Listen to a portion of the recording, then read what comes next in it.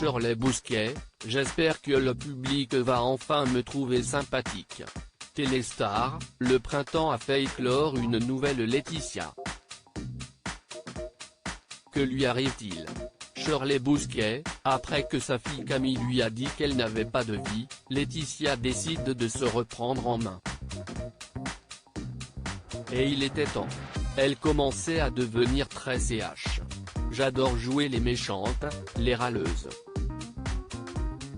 Mais je suis contente qu'elle soit dans quelque chose de plus léger. Je m'amuse beaucoup. Quel rôle joue-t-elle dans l'intrigue avec Alix et Ludo? Après s'être fait du bien avec Ludo, elle décide de ne faire profiter sa meilleure amie, Alix. J'adore cette arche parce que les femmes prennent le pouvoir.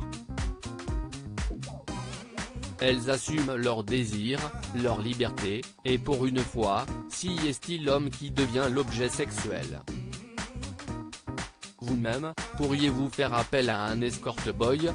Non, je serais incapable de me faire livrer un homme dans ma chambre comme on commande une pizza. Mais je trouve génial que certaines femmes le fassent. Cela dit, les hommes profitent de Laetitia aussi. Ludo comme Jonathan la séduisent pour obtenir les faveurs de la banque où elle travaille. Si est vrai, ils sont prêts à tout pour un prêt. Mais autant cela se passe élégamment avec Ludo, autant avec Jonathan, ça va exploser. Et là, encore une fois, si est une nouvelle facette de Laetitia qui ne veut plus subir et va alerter tout le monde sur la personnalité de ce type. Aimeriez-vous qu'elle vive une histoire d'amour apaisée? Si est précisément ce qui va lui arriver?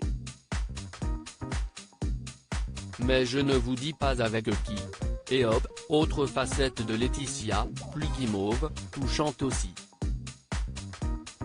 Je suis vraiment contente de tout ce que ce personnage me permet d'explorer.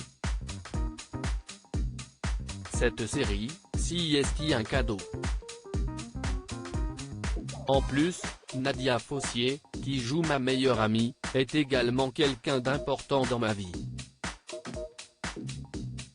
On essaie d'injecter un peu de notre amitié dans cette relation de fiction. Scène est finie alors de la Laetitia revanchard? Pour le moment, oui. J'espère que le public va enfin me trouver sympathique. Et ça fera plaisir à ma grand-mère. Votre grand-mère? Oui, elle a 92 ans. Elle regarde tous les soirs les deux feuilletons quotidiens de TF1, puis celui de France 3 avant de finir par France 2. Elle est incollable sur les intrigues. Sa mémoire est impressionnante. Je l'adore. Nadia Fossier, Alix n'est pas Madame Claude. Téléstar, pourriez-vous, comme Alix, louer les services d'un homme? Nadia Fossier, je me suis posé la question mais je ne me sens pas le courage de prendre de l'argent comme ça. La force de cette intrigue, si est qu'elle se pose sur un vernis de comédie. Alix n'est pas Madame Claude. Ça raconte autre chose. Ce sont des histoires humaines. Ce qui m'a surtout intéressé, ce sont tous ces portraits de femmes. Alix, par exemple, est abandonnée, elle n'a jamais travaillé. Elle doit repenser sa vie après un séisme. Elle est dans une réelle souffrance. Y a-t-il un trac particulier quand on arrive sur un feuilleton installé depuis plus de 2 ans? Si est plus qu'impressionnant et si est surtout exaltant. J'ai eu l'impression d'entrer dans une nouvelle famille. Si est un vrai bonheur. Comment avez-vous composé votre duo avec Folco Marchi? Je l'ai appelé pour me présenter. La veille, on a passé du temps ensemble pour parler de cette intrigue qui nous liait. On a évoqué la série 1 qui traite de ce sujet et des femmes, de leur solitude, de leur vie, des apparences qu'on essaie de sauver, des choses qu'on se raconte pour tenir debout. On a écouté Monde Nouveau du groupe Feu, Chatterton. CIST devenu la musique d'Alix et Ludo. Pensez-vous qu'Alix puisse s'installer durablement à Montpellier?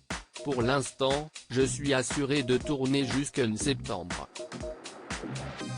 On verra ensuite.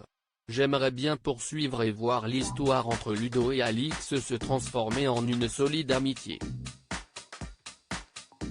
Folco Marchi, je vois parfois les choses comme une femme téléstar, que vous inspire cette nouvelle arche où l'on voit Ludo devenir escort boy? Folco Marchi, je suis super content qu'on bouscule ce personnage. Rien de ce qui arrive n'est gratuit. On raconte pourquoi des femmes si différentes font appel à ce type de service. On pose un regard doux sur elles, sans émettre de jugement. J'ai l'impression de mieux connaître Ludo à travers cette arche. Il sort du cadre. Comment l'avez-vous transformé en objet sexuel? Honnêtement, c'était un peu la panique quand j'ai lu les scénarios. Je ne me considère pas du tout comme un sex symbol. Je me suis demandé comment j'allais jouer cette partition. J'ai été incroyablement bien accompagné et aidé par l'écriture, déjà, mais aussi par mes partenaires, les coachs, et les réalisateurs. Qu'est-ce ce qui vous a paniqué? J'avais peur de dévoiler ma fragilité. J'ai grandi avec 4 sœurs et ma mère qui dirigeait le foyer. J'ai une grosse part de féminité en moi. Je vois parfois les choses comme une femme. Mais je ne l'avais jamais exprimé sur un plateau. La réalisatrice, Leila Si, ne m'a pas laissé le choix. Elle a fait fondre mes résistances.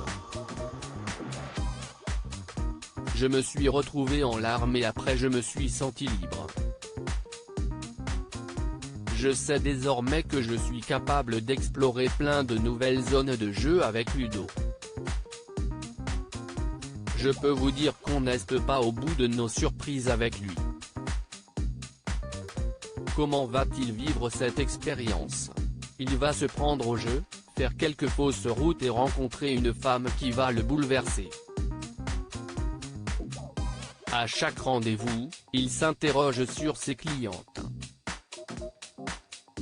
Il voit qu'il peut faire du bien. Finalement, CIST une plante homéopathique pour toutes ces femmes.